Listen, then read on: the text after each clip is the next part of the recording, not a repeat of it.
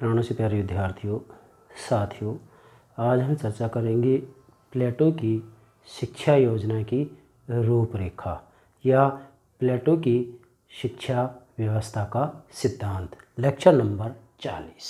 Dear students, ध्यान दें, प्लेटो की शिक्षा योजना की रूपरेखा। मैं आपसे कहना चाहूँगा कि यदि आप पश्चिमी राजनीतिक विचारकों के विचारों को अच्छे से समझना चाहते हैं तो प्लेटो को तो आपको बिल्कुल गंभीरता से समझना निहायत ज़रूरी है। क्यों? क्योंकि प्लेटो समझ जाएंगे तो फिर अरस्तु को समझने में दिक्कत नहीं है, और प्लेटो अरस्तु समझ गए तो संपूर्ण पश्चिमी राजनीतिक चिंतनों को हम आसानी से समझ सकते हैं। तो आप टॉपिक का नाम नोट करेंगे, प्लेटो की शिक्षा योजना की रूपरेखा।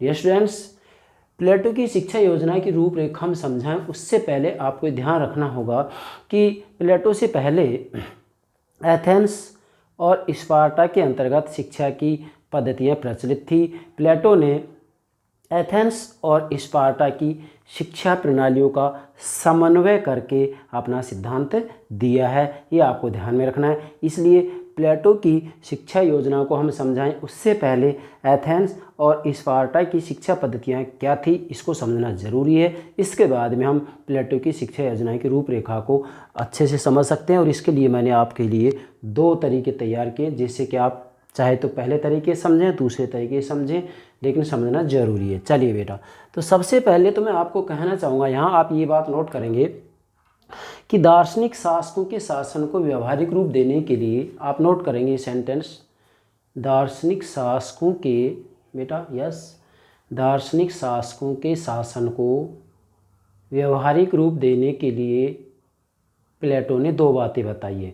क्योंकि प्लेटो का लक्ष्य क्या था? आदर्श राज्य की स्थापना करना, और आदर्श राज्य का जो शासक होगा कौन होगा? यस, दार्शनिक राजा।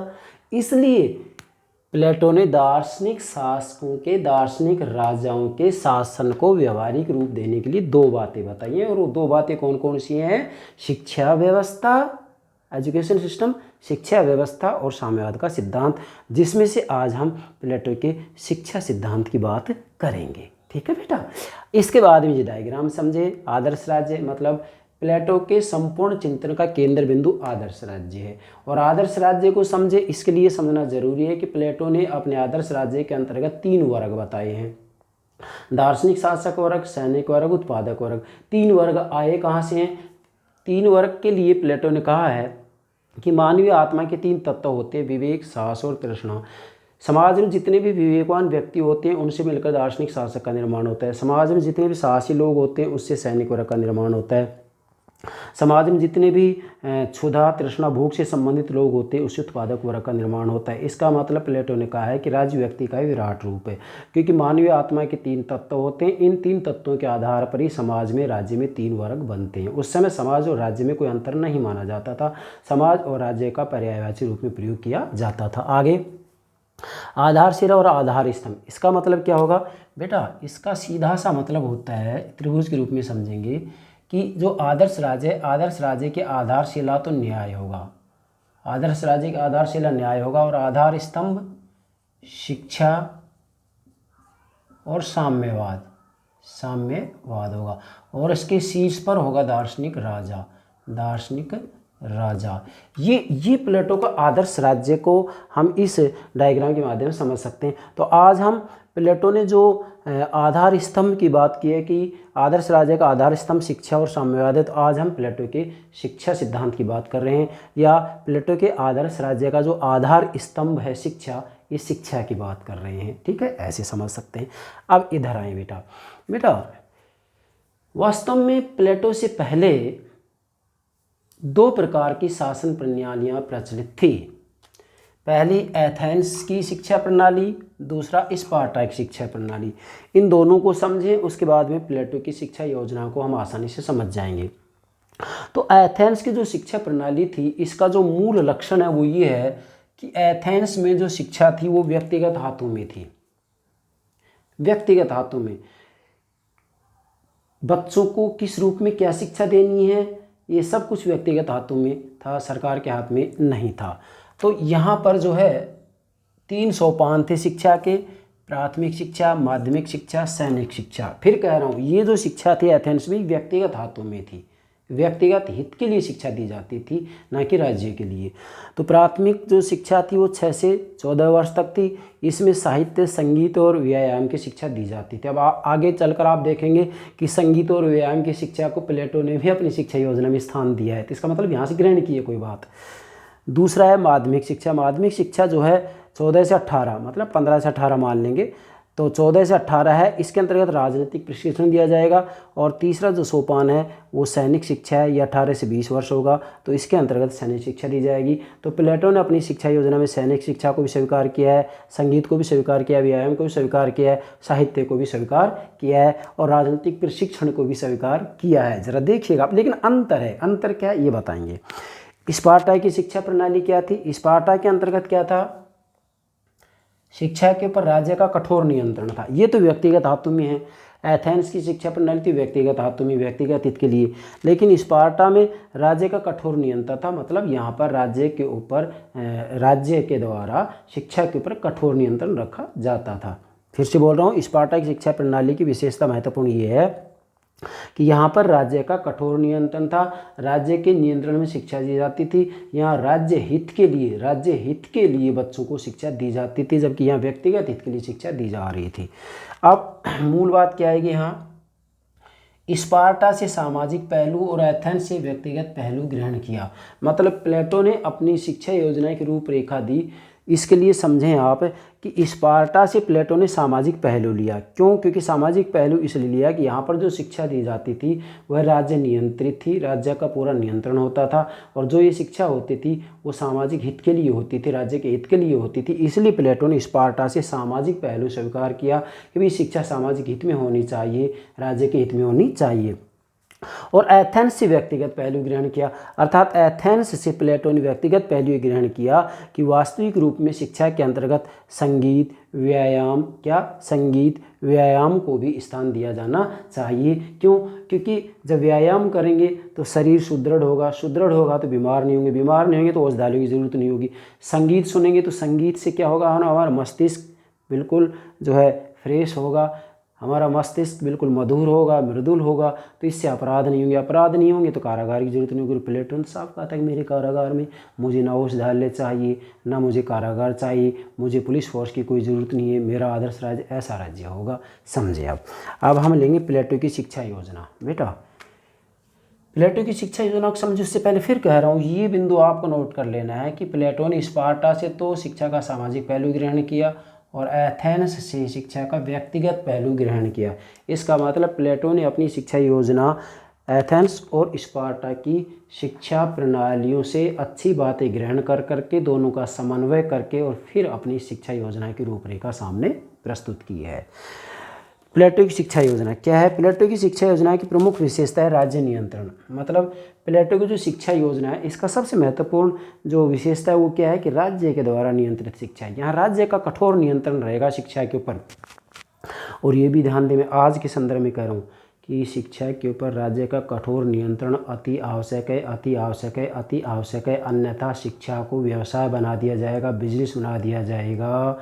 इसमें केवल मैं कहूँगा कि जो शैक्षणिक संस्थान हैं इनको दुकानें बना दी जाएंगी और यहाँ इन दुकानों से केवल धन बटोरा जाएगा, वास्तविक शिक्षा नहीं दी जाएगी। तो आधुनिक दौर में ये कमियाँ हमें देखने के लिए मिल रही है कि निजी शैक्षणिक संस्थाओं के अंतर्गत वास्तव में इन संस्थाओं को एक प्रकार से मैं कहूँगा कि बिजनेस का अड्डा बना दिया गया है, इनको दुकानें बना दी गई। तो राज्य का कठोर नियंत्रण जरूरी है।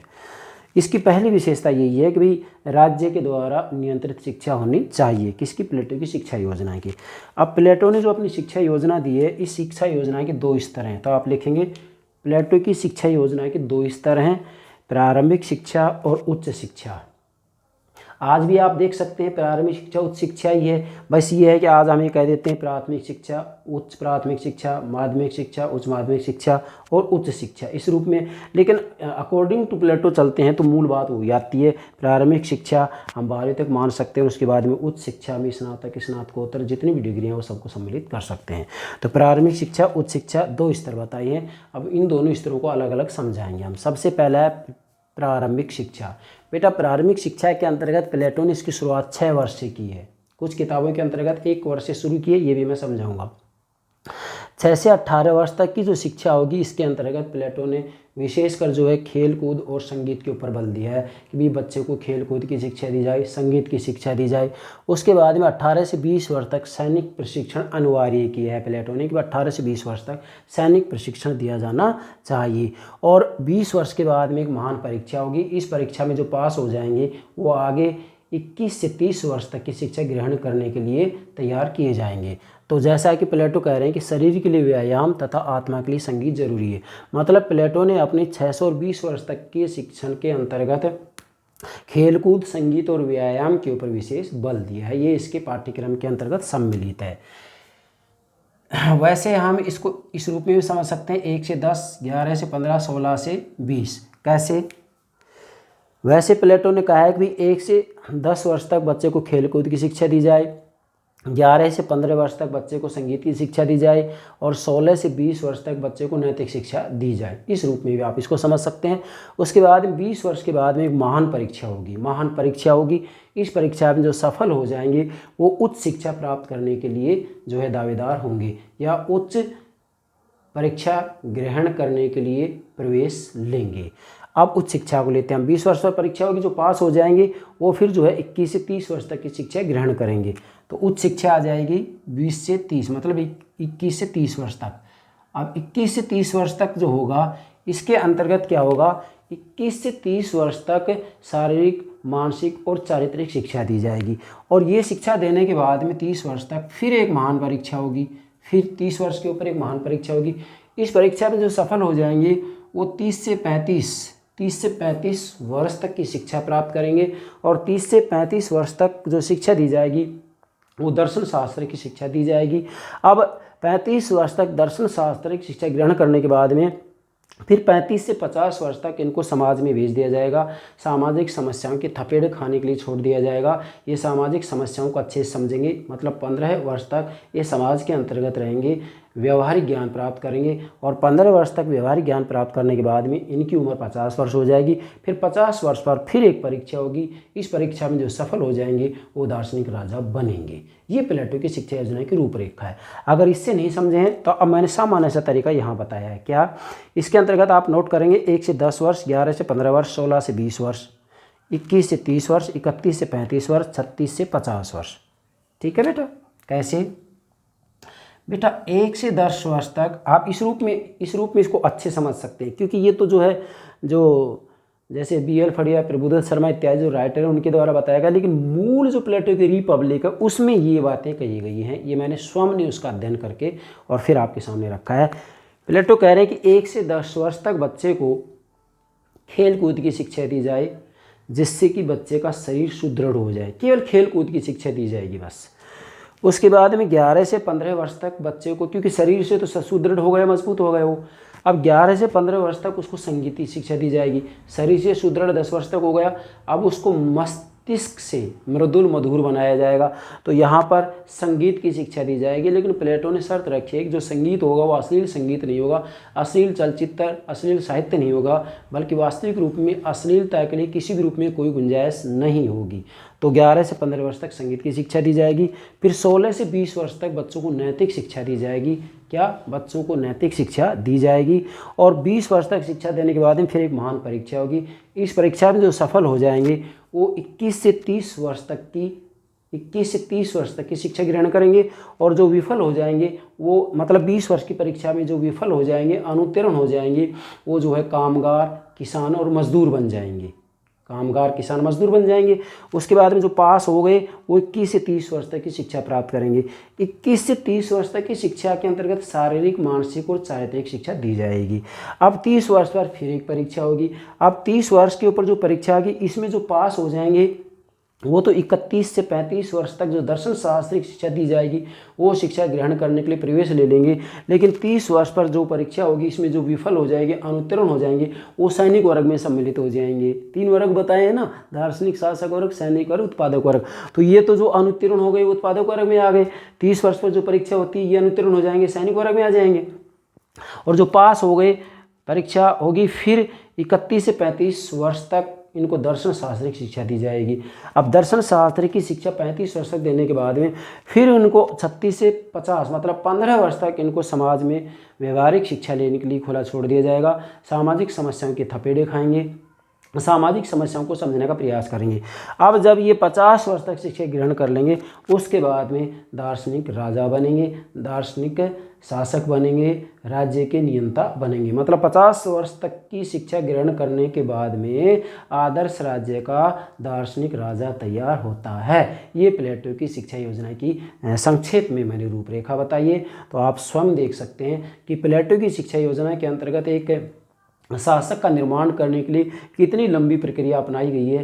तो आज क्या विधायक और सांसदों के लिए ऐसी कोई अनिवार्यता बाध्यता है? नहीं है। इसलिए प्लेटो ने कहा कि जब तक ज्ञानी लोगों का शासन नहीं होगा तब तक राजनीति में सुधार नहीं हो सकता, राज्य में सुधार नहीं हो सकता। इसी ही बात के आधार पर मैं आज कह सकता हूँ कि राष्ट्र राज्यों में राजनीति में तब तक सुधार नहीं हो सकता जब तक कि जो राजनीति में भाग लेते हैं उनके लिए कठोर से कठोर प्रशिक्षण की व्यवस्था नहीं होगी, उनके लिए अलग से शिक्षा की व्यवस्था नहीं होगी, उनके लिए एजुकेशन सिस्टम नहीं होगा, तब तक राजनीति में से बुराइयों को दूर नहीं किया जा सकता। अब ज़रा देखिएगा प्लेटो एक शासक बनने के लिए कितनी लंबी प्रक्रिया बता रहा है। और इसके लिए ये तो उन्होंने बता ही दिया है कि इनको जो है जो दार्शनिक राजा होंगे, दार्शनिक शासक वर्ग होगा, इनके पास अपना कोई घर नहीं होगा, कोई परिवार नहीं होगा, ना तो विवाह कर सकते ना संपत्ति रख सकते, सोना चांदी को तो हाथ भी नहीं लगा सकते। इनके लिए त्याग भी करा दिया गया क्योंकि इनका कहना है कि इनका तो एक ही काम है, देश की सेवा करना, राज्य की सेवा करना। तो बेटा सामान्य से रूप में ये प्लेटो की शिक्षा योजना की रूपरेखा हो गई। अब इसको आप चाहें तो इस रूप में समझ सकते हैं 2 पार्टों के रूप में, और चाहें तो आप इस रूप में समझ सकते हैं। इसमें पार्ट बना लेंगे आप 1 2 3 4 5 6 छः भागों में विभाजित कर इसको समझ सकते हैं। तो मुझे विश्वास है आप प्लेटो की शिक्षा योजना की जो रूपरेखा है इसको अच्छे से समझ गए होंगे। यस बेटा, okay, thank you very much, thank you very much.